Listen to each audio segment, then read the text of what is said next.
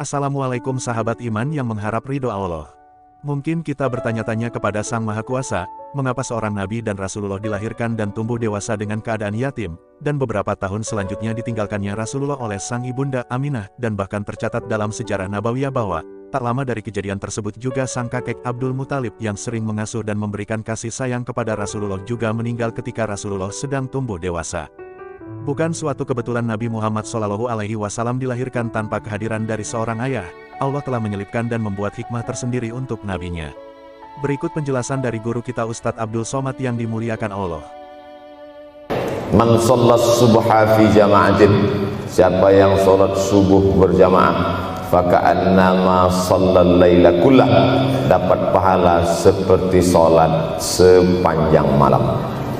Berarti kita sudah sholat sepanjang malam, tapi tetap besok malam tahajud.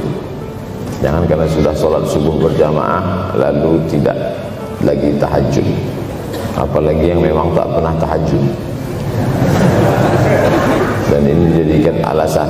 Besok kalau ada orang membangunkan dia, bangun sholat tahajud, man shallas subha fi jama'ah faka'annama shallal laila kullah.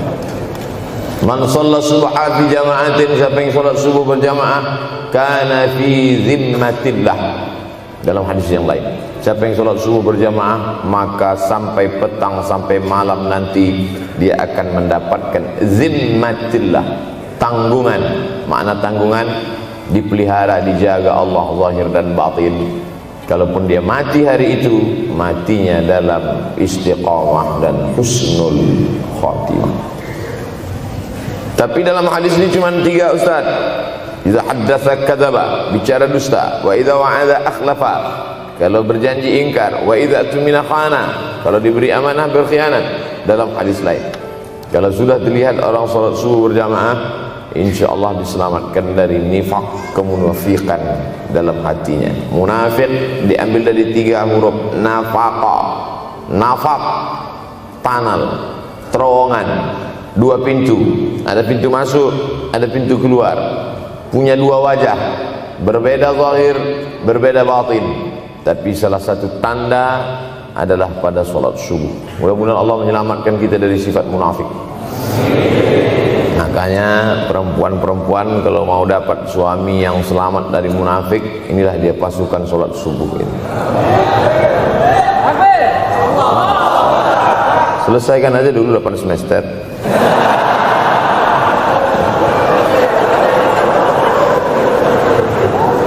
Imam Abu Ja'far Al-Barzanji menulis dalam syairnya, walamma tamma min hamlihi, ketika sempurna hamil Aminah, syahrani 2 bulan, ala ashhuril aqwalil marwiyah, menurut riwayat yang masyhur, tufiya bil madinatil munawwarati abuhu Abdullah, meninggallah abuhu, bapaknya, bapak Nabi Muhammad SAW, Abdullah bin Abdul Muthalib bin Hashim bin Abdi Manaf bin Qusay, di kota Al-Madinah Al-Munawwarah.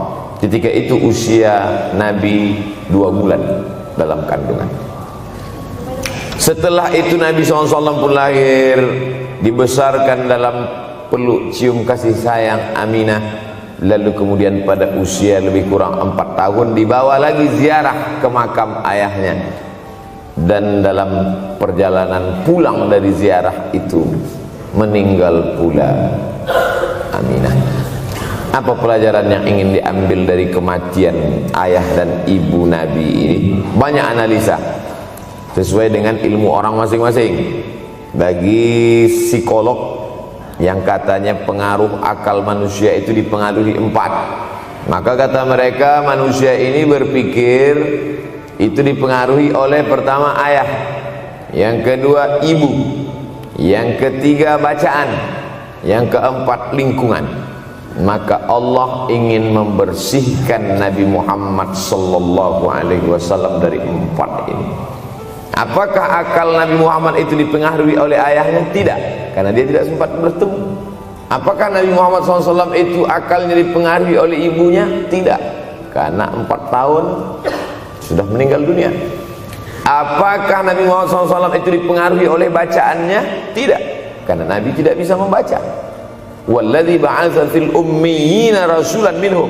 Allah yang mengutus dia kepada umat yang ummi, la yaktub wa la yaqra, tak menulis dan tidak membaca. Minhum, dan dia bagian dari mereka, dia juga tidak bisa tulis baca. Apakah Nabi Muhammad SAW itu dipengaruhi oleh lingkungannya? Tidak, karena di lingkungannya zina begitu bebas, tipu muslihat, dan dia tetap dengan jati dirinya bergelar al-amin, orang yang paling amanah menurut para psikolog. Tapi ada analisa lain. Mengapa ayahnya meninggal ketika dia berusia 2 bulan dalam kandungan, dan belum sempat pula dia mendapatkan kasih sayang seorang ibu? Di situ pula dia meninggal dunia, ibunya saat dia berusia 4 tahun.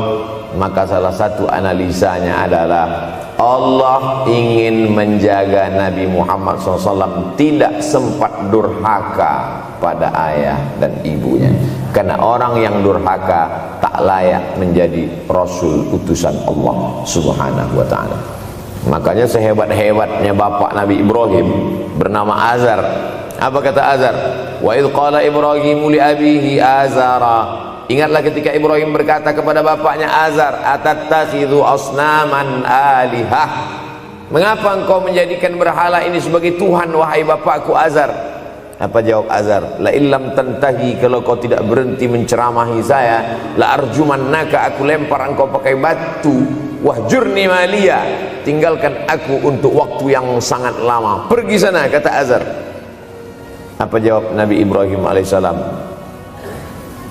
Salamun alaika, selamat untukmu wahai ayahku Azar.